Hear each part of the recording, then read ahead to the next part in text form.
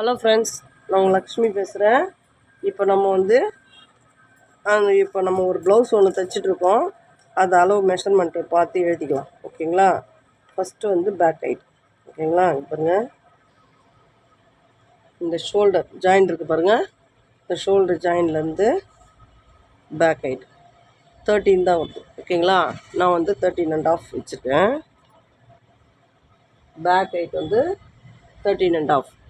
Back ஹைட்னா பின்னாடி பின் உயரம். ஓகேங்களா? பின் உயரம் 13னா அதே முன் உயரமும் வச்சுக்கிறேன். ஓகேங்களா? ஏன்னா பேக் ஹைட்டை கம்மியாக தான் இருக்குது, அதனால் ஃப்ரண்ட் எடுக்கிறது கிடையாது. ஓகேங்களா? இங்கே பாருங்கள், இந்த ஆம் தெரியுதுங்களா? இந்த ஜாயிண்ட் ஆம்லேருந்து இந்த ஜாயிண்ட் ஆம் வரைக்கும் ஆஃப் செஸ்ட் ரவுண்டு. ஓகேங்களா? இங்கே பாருங்கள். ஓகேங்களா? இங்கே பாருங்கள், இதுலேருந்து இது வரைக்கும் 21 பாதி மார்பு சுற்றளவு 21. ஓகேங்களா? இப்போ முழு மார்பு சுற்றளவு அடுத்தது.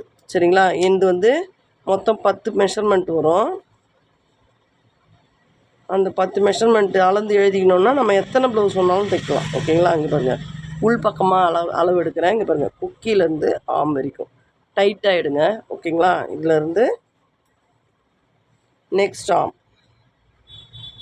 உள் பக்கம்தான் எடுக்கணும், டைட்டாக எடுக்கணும். இங்கே பாருங்கள், டைட்டாக பிடிச்சி இங்கே பாருங்கள்.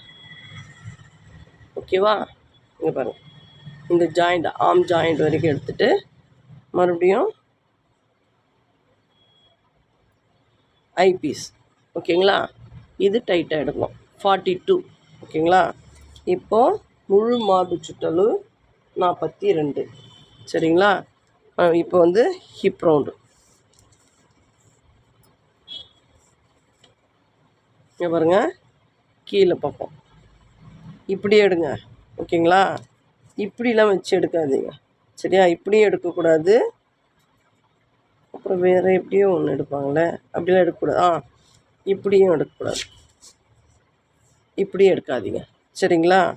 நமக்கு எப்படி வாட்டமாக இருக்குதோ அந்த மாதிரி எடுத்துக்கோங்க. மேல் பக்கமே எடுத்துக்கோங்க, ஒன்றும் ப்ராப்ளம் இல்லை. மேல் பக்கமோ உள் பக்கமோ இப்படி நமக்கு கரெக்டாக வர மாதிரி எடுத்துக்கோங்க. இப்படி எடுங்க. இந்த ஸ்டார்டிங்லேருந்து இப்படி டைட்டாக எடுங்க.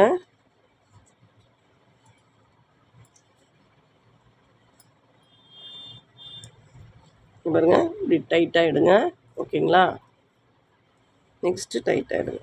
லாஸ்ட் எண்டு 34 2 பாயிண்ட் வருது. ஓகேங்களா? 34.25.